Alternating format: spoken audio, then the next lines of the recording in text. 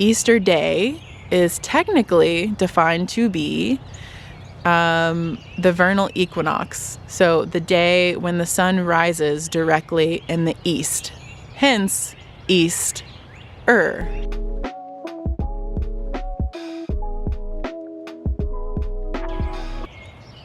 Good morning. Happy Easter Sunday. Easter. You ever wonder about that word, Easter, and how it came to be?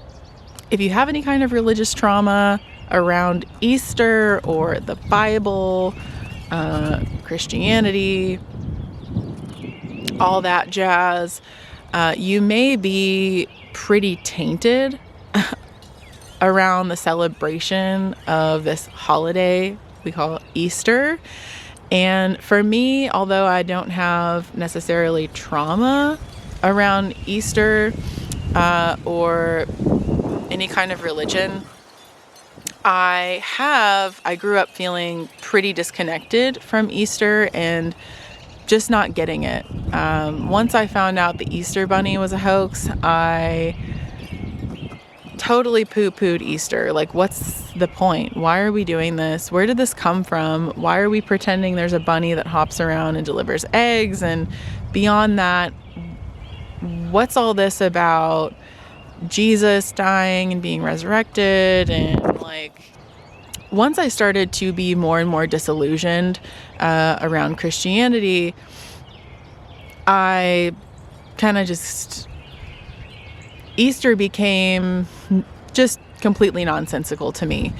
A few years ago, I came across the solar mythology of Easter and the solar mythology around quite a few holidays that different religions like Christianity have taken on and interpreted differently, and haven't incorporated the study of astronomy into the religious teachings basically at all. In fact,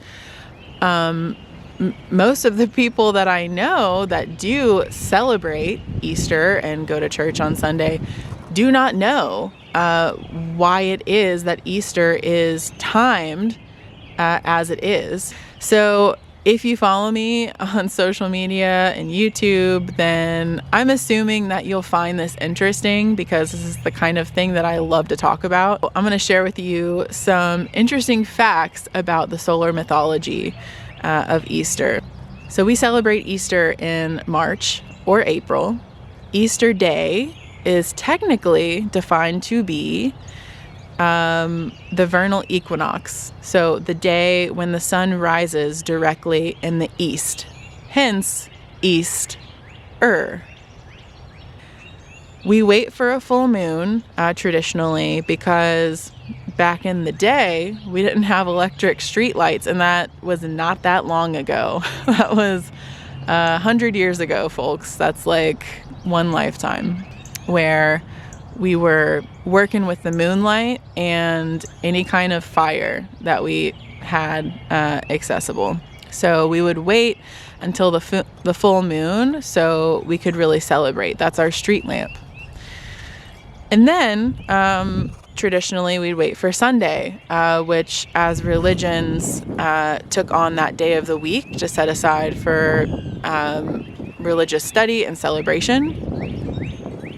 That's what we deem to be Easter. So hence, Easter is the first Sunday after the first full moon after the vernal equinox, when the sun rises directly in the east.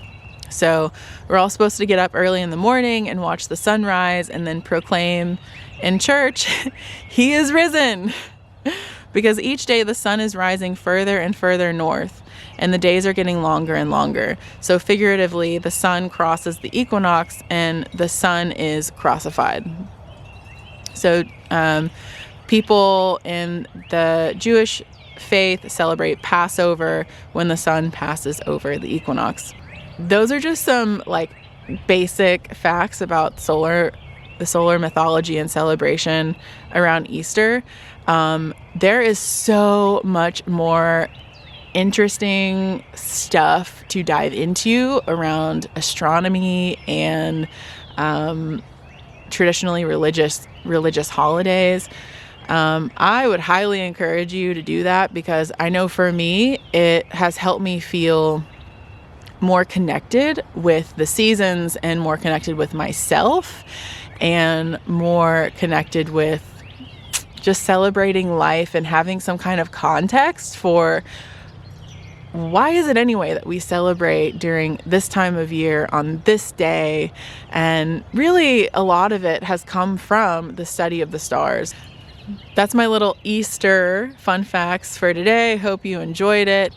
My plan is to do a whole lot more of these types of videos diving into solar mythology, astronomy, around celebrating throughout the year. So please like this video, subscribe to the channel here, Psilocybin Says. Hit the little notification bell so you can be notified whenever new videos come out. Have an awesome Easter.